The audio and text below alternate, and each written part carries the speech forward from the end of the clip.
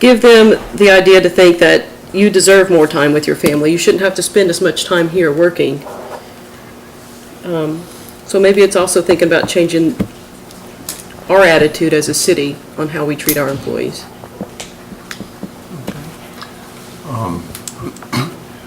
Comments I might have to make. In terms of when the longevity is phased out, will be 3 years ago this June when that budget was passed. The revenue flow has gone down considerably, as we know. I mean, to go back and try to rehash things. But it was, at that time, in my opinion, it was a necessary adjustment that it was unsustainable to continue that 3 year, the 3% longevity, along with trying to give a cost of living. And the phasing out that we did, which this is completed, this is the 3rd year. At the end of this June, Mr. Donahue, at the end of June, at the end of the 3-year phase out. Now, we have not been able to, well, the year before last, I told people gave a raise at all. There's no raise at, down. Then last year we gave 1% a cost of living. And then this year, you know, we're going to give a 1% in January, then we had a budget adjustment to give a 2%. The research that I did 3 years ago in dealing with this situation I went back to year 2000. I believe I'm correct. You can correct me, Mr. Dawson, whomever, maybe if I don't want to misspeak.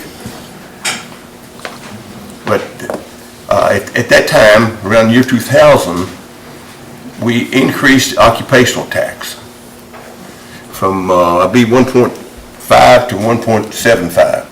Is that correct? 1% to 1.75. Okay. And so that gave us a big influx of funds. I believe also that was the year that we went into the 3% longevity, I think. Okay, so there were two things that were coming in at that time. The economy was doing pretty well. And we got the increased occupational tax. Now, and also, we were given, I wasn't here. It was given a 3% cost of living every year, starting in 2000. I came in as mayor, and as Commissioner Wilder came on at the same time, sworn in 09. And so in that 9-year period of time, any employee of the city who had been here for a period of time had got every year for 9 years a 3% cost of living increase.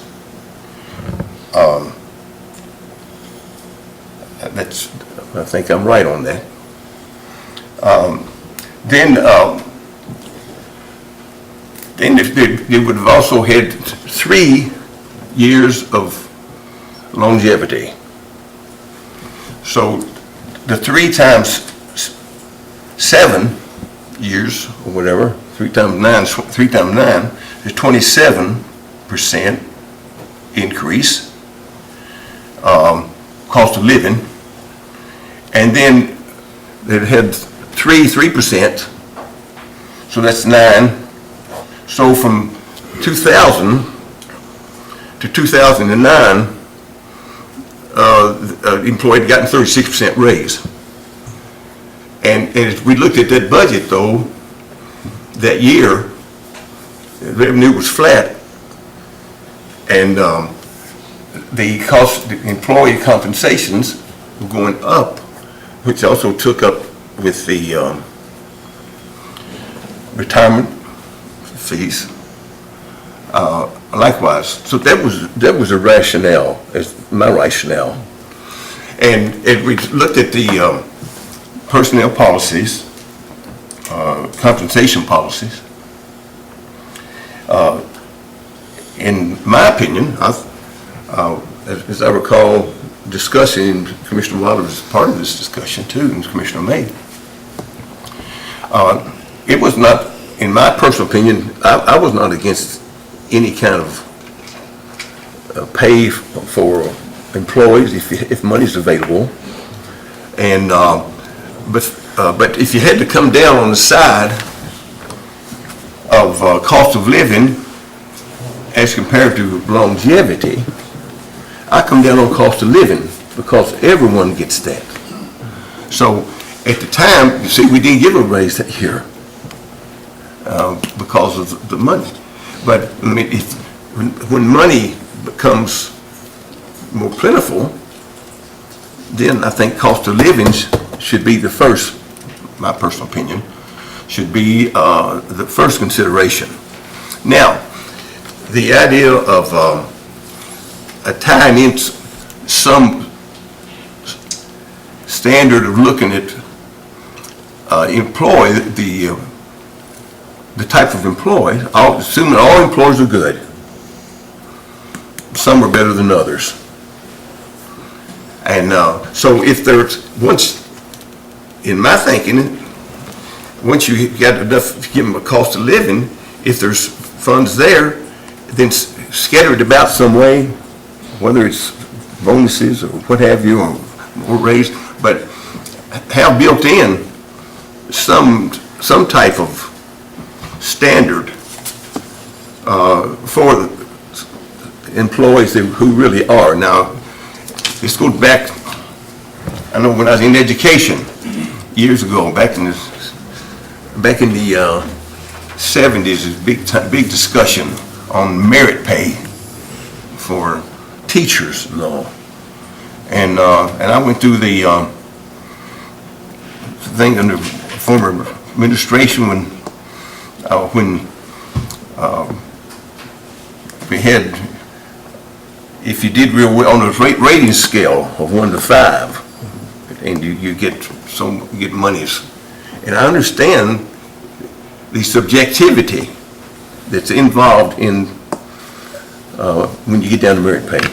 I don't see how you can totally escape some subjectivity, but the subjectivity, it seems, should come down to, for instance, the city manager in hiring department heads, in training department heads, and the commission being aware of those things. In terms of longevity, or whatever you want to have it, or some additional enhancement of income. If monies are plentiful, then I think those will be done. But to state across the board that we are going to give longevity, a certain percentage of longevity every year, to me, we're missing the point that you cannot do that unless funds are available. And if funds are available, my first consideration, just for me, I'm only going to be here 10 months, but my first consideration would be that you give the employees cost of living. Everyone needs cost of living, as best we can. So that's where I stand on that. Whatever. Commissioner Wilder. I think the mayor is touching on the inherent dynamic here. For my money, this wouldn't necessarily, setting a base minimum for longevity wouldn't necessarily cost the city more money. In tight budget times, the practical effect that would be more likely to have would be to reduce cost of living adjustment. I mean, if times are tough. But I think that would be preferable because I think one of the purposes of longevity pay is to give employees some sense of security, as in they know that if they're here for a while, they're guaranteed to move up a little bit. You know, there's some guarantee that they won't just sit still. the whole time.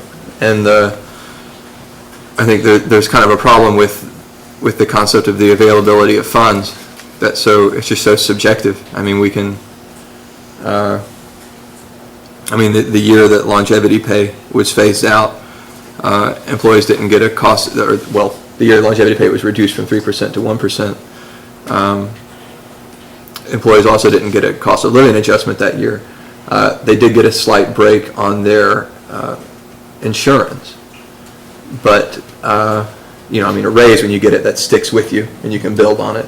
The break on insurance went away, so it was kind of a one-shot deal instead of something that compounded and they could build on.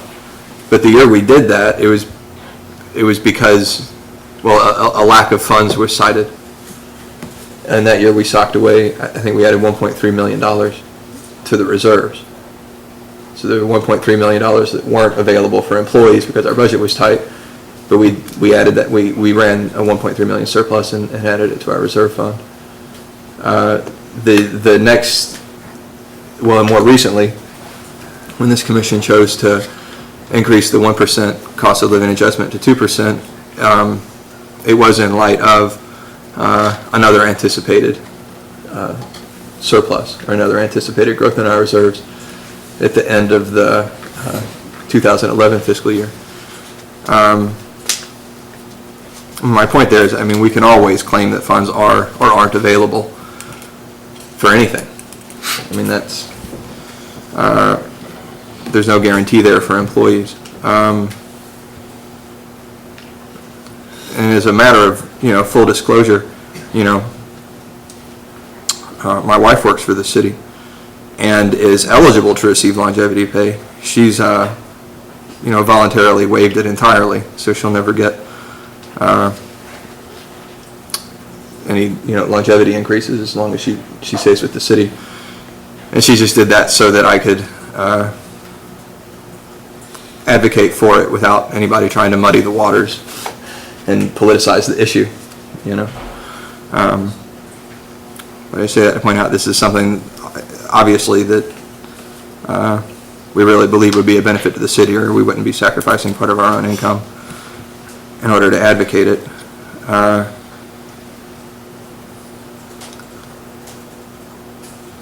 And just so that everybody's clear on how longevity works, is that the increases go out in 3-year increments. So if Glenn here, I'm going to pick on Glenn, is eligible for longevity pay, which he is, then every 3 years he gets a 3% increase.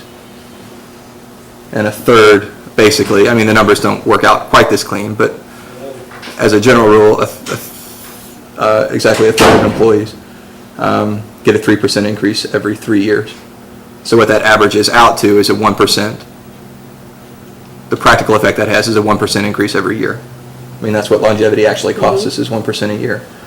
And even during the tough times that we've experienced over the last, 3 years since longevity got phased down, we've still managed to, on average, supply a 1% COLA. On average. That's because we made up for the 0 year with a year where we gave 2%. But even with tough times, we've been able to find that 1% COLA. And while still giving 1% longevity, which amounts to a 3% increase every year. Do you see what I'm saying? Mm-hmm. So the point is that if we actually still set a minimum standard for longevity, whether or not it's 1%, 2%, or 3%, the practical effect, let's just say 3%, the practical effect, and I agree that we might not be able to afford 3% right now.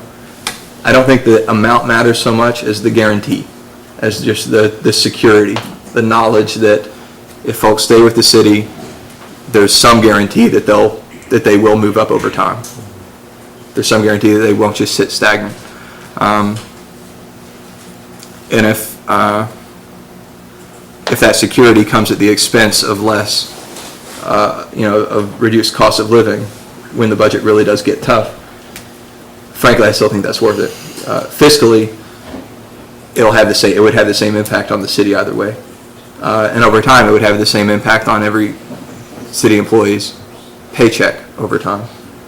The difference is that one, they can count on, and the other, they just can't count on, Because if the commission can tell employees that there aren't funds available for a cost of living adjustment, the same year that we're putting up 1.3 million in the reserve, then obviously there's no guarantee there. I think employees would understand if we kept longevity in place, at least for the next 3-year cycle, at less than 3%. I think they would understand that.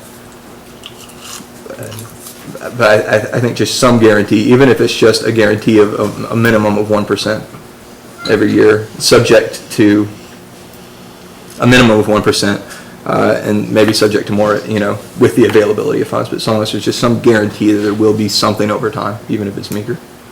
I think that would go a long way towards retaining employees and avoiding being a training ground for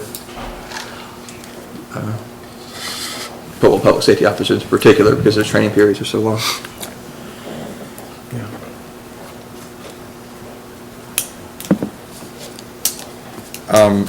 Another aspect of this is the difference between flat, like across the board longevity, and something that's a little more variable based on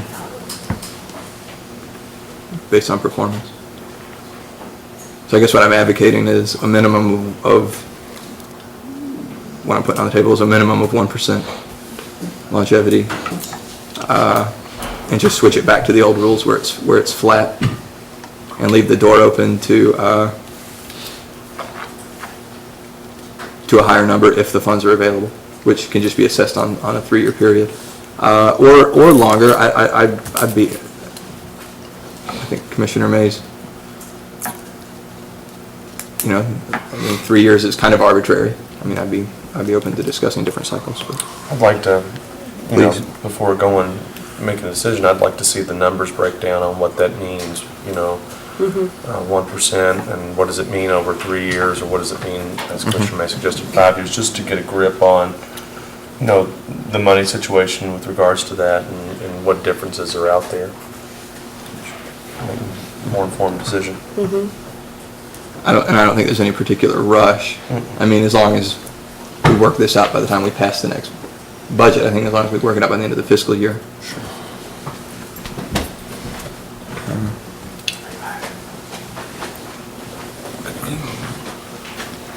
Any more comments made? Where will we go with this? Well, been a lot of interesting things mentioned. Of course, we do have a lot of good employees, good staff members, and I think Mr. Dawson can come up with those numbers that were mentioned. We can have a comparable data by very soon of difference between the different longevity methods that have been mentioned. You're gonna do a 3 and 5 year, is that what you're looking at? 3 and 5 year projection for those numbers? Would it be too much to ask for 3 and 5 year at 1, 2, and 3%? 1, 2, and 3%. Kind of see what the spread is. Sure. Okay, Commissioner May? I just want to say, I wasn't trying to make a proposal 4 or 5, I just was saying if we couldn't do 3 as an alternate, looking at 5, and it could be 4, it could be anything. I just was throwing that as for discussion. So I wasn't putting specific parameters on. I think it would also be good if we looked at, just for general information, if we looked at the CPI for those years, to see kind of have our employees how we've kept pace, just as a curiosity to see that. And I guess we would look at pretty much December CPI is what it's gauged to look at county employee salaries under the statute, and maybe just so we can have apples to apples, just say let's look at December CPI, and that would be CPIU for comparisons. I would be in favor of that. I don't know if that means anything, but just curiosity. Okay. Is the CPI recorded in the audit? It's No, not. it's not. Okay. But we've got an index we can go to. It is published for purpose of county Yeah, right. updates. Okay, thank you. and that's December CPI. Because the December Right. CPI is typically a little bit, you don't use the average annual CPI, you use the Right. December A little different. CPI. Okay. 'Cause I would be in favor of linking it a little more to the CPI. Because ostensibly, the cost of living adjustment is to cover increases in cost of living. In reality, it hasn't been linked to the cost of living at all. It just depends on money in the budget. Mr. Donahue, how would this affect the present policy?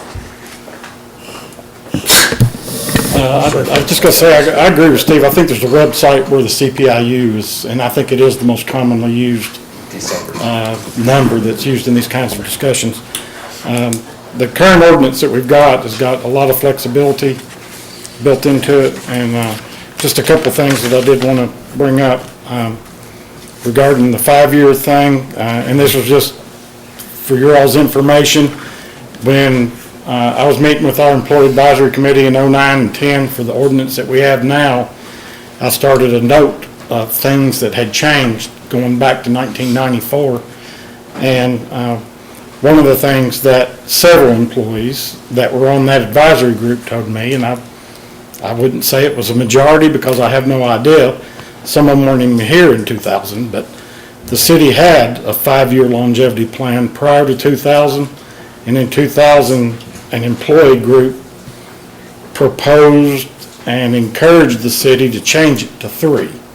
So I think that one thing that you'd need to take into consideration is going back to 5-year may not make that group of employees that were here in 2000 that felt like they had accomplished something. If you take it away now, it may have that, may reflect that way to them. So Can you tell us, was that 5% 5 years or 3% every 5 years?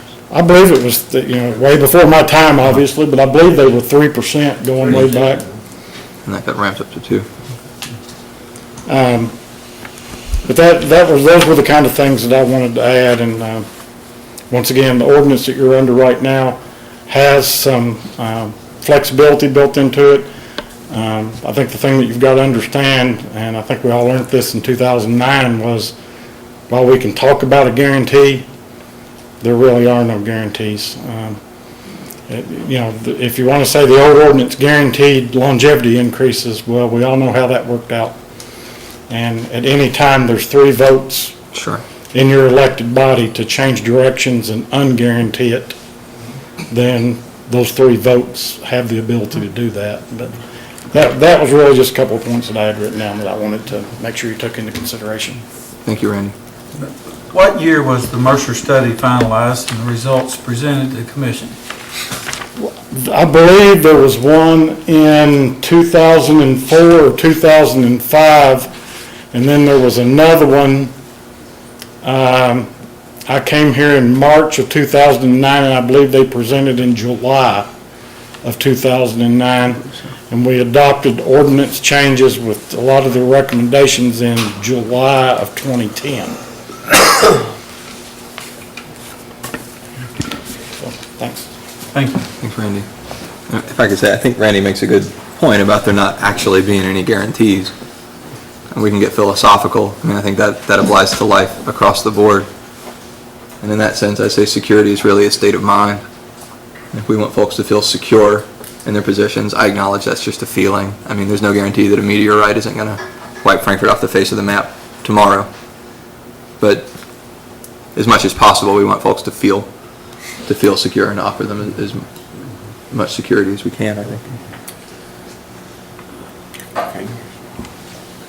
I would just like to note that the year that we're completing was a difficult budget year.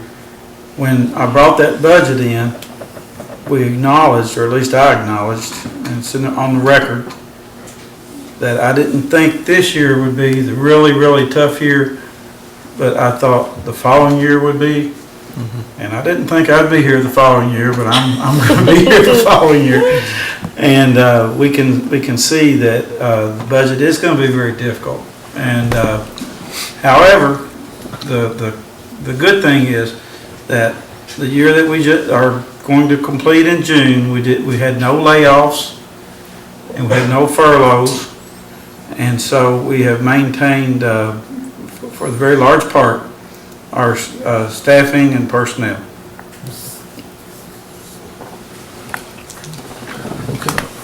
All right, are we ready to move on to? Unless the commissioners have some, ready to go? Okay. The next item is review of various ordinances. And the commission reviewed ordinances and set some priorities and made some lists way back in September. And so we're open the floor for discussion of those ordinances. Okay, who wants to go first? I'm happy to. I don't mind going first. Commissioner Wilder? I guess I'll start with one of the easy ones. We've discussed. Let me ask this question, Sure. please. Now, are we going to, like in our discussion today, are we have a limited number we're going to discuss, or we're going to discuss all of them? I mean, I'm just trying to think about timelines. Are we going to come back another time for summer? What you thinking on it? I just think the idea of what you thinking.